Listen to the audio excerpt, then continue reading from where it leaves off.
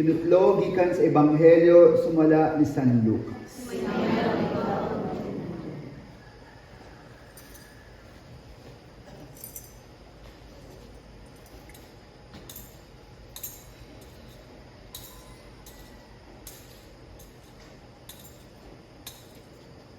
Wala madugay nangandam si Maria og midali pag-adto sa kabungturan ngadto sa usa ka lungsod sa Hudiya.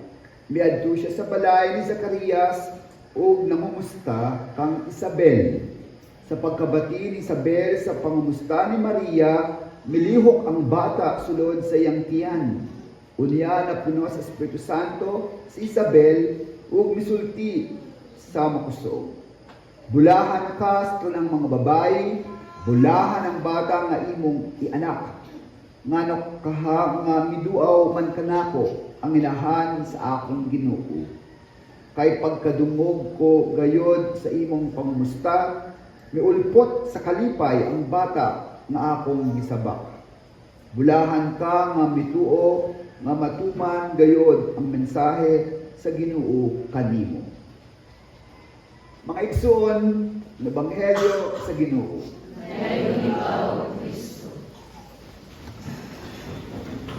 Life is joy. Masarap, masaya ang mabuhay.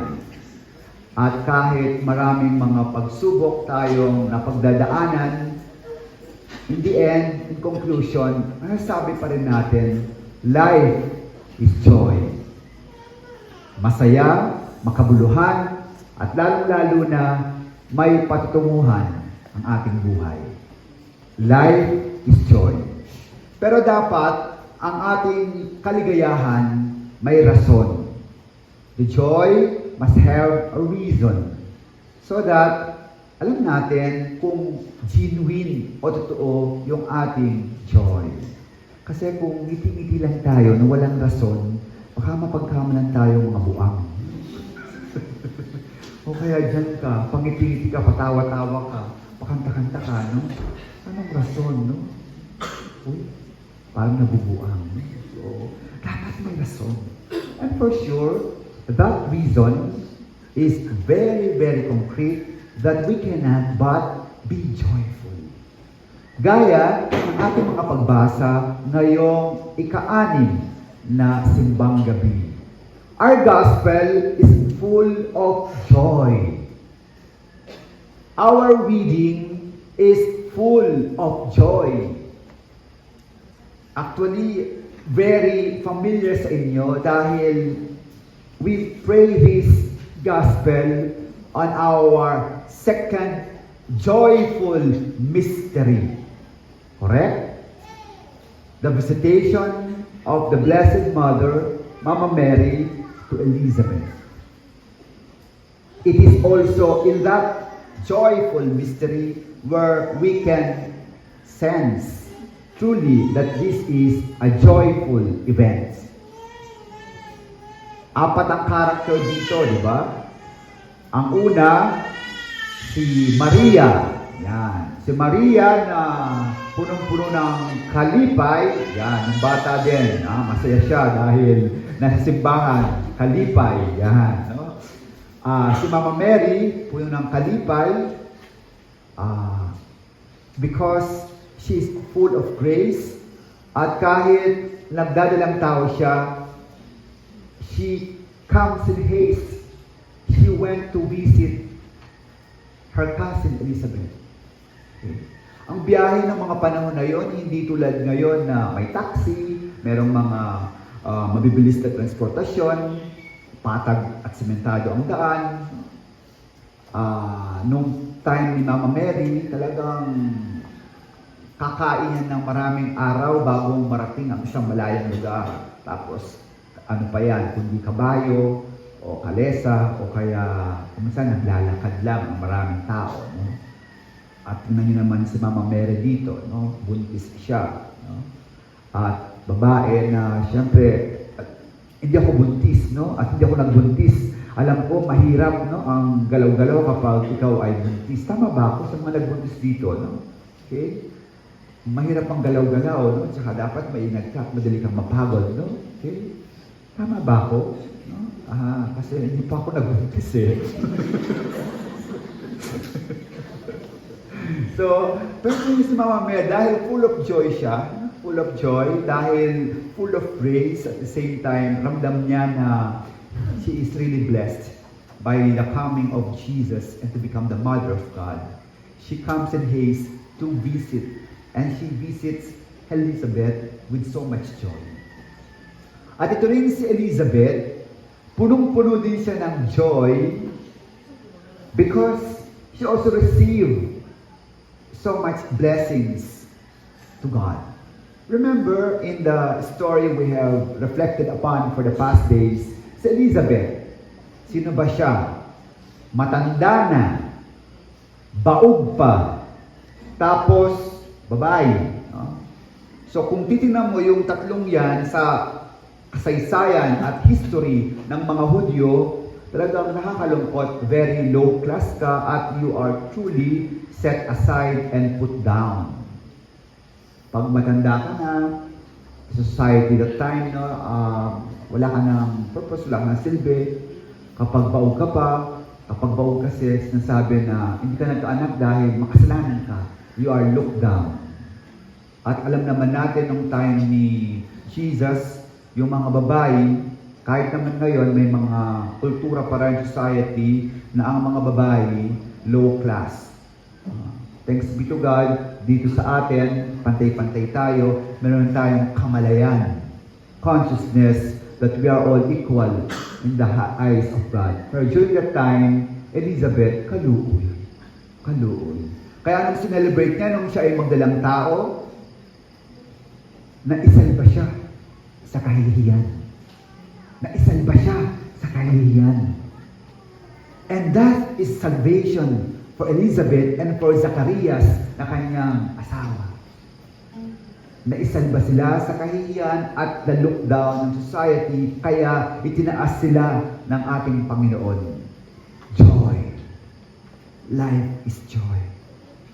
Kaya naman nung magkita ang magpinsan, si Elizabeth at saka si Mama Mary, naglundag-lundag, no? Ang bata, dahil naramdaman nila ang grasya at work. The grace is working. No? Naglundag ang bata sa tiyan ni Elizabeth, no? Hindi rin ako buntis, no? Talaga bang lumulundag-lundag yan? No? Sa mga nagbuntis na dito, no? Siguro no, kapag sobrang saya ang bata o sobra talagang healthy ang bata, lumulundag. Kung minsan narinig ko, sumisipa si baby. Okay, hindi ako naging buntis, no? Pero narinig ko yun, no? Parang sobrang saya siguro, no? Lalong-lalo na grace ang nandito, grasya, no? And kaya naman sinabi na, who am I that the mother of my Lord to visit me? Bulahan ka sa mga babae lahat. Bulahan din ang nasa sinapupunan niya. It's joy. And then the reason why truly it's an event of joy, celebration of joy, is the work of the Holy Spirit. God Himself is the source of this joy. The Holy Spirit. Sa karakter sa ebanghelyo natin ngayon, nakikita at narinig natin si Mama Mary, si Elizabeth, si Juan Bautista na bata pa dito, baby, na sumisipa-sipa ang paan niya sa tiyan ni Elizabeth. Tapos meron pa isang main character, ang Holy Spirit, na hindi nyo nakikita, pero buhay. At siya ang third person of the Holy Trinity. At alam natin, nabuntis si Mama Mary, nagkatawang tao, gawa ng Holy Spirit. At ito rin, si Elizabeth announced and proclaimed and also recognized the blessedness of Mama Mary because of the Holy Spirit working in her. So the reason of joy is truly from God. Mahalaga yun. And this joyful encounter, truly salvific yan, meaningful, and transform us. And at last, the joy. Ewan ko kung may devotion kayo sa Holy Spirit.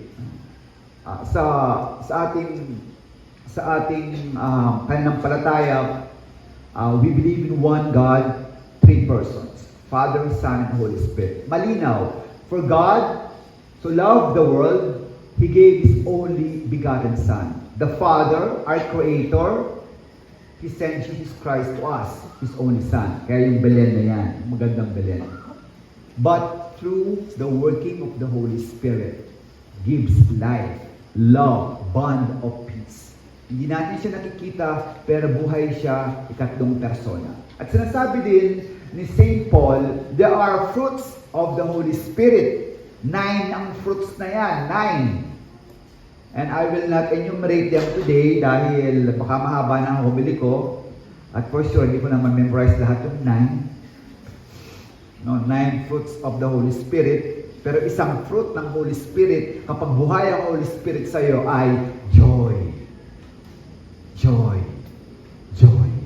Kalipay. Kalipay. Kalipay. Ligaya. Ligaya. Ligaya.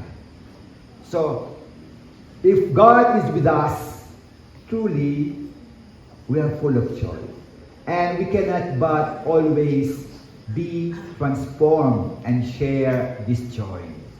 This is the true meaning of Christmas. Bawal ang malungkot ngayong Pasko.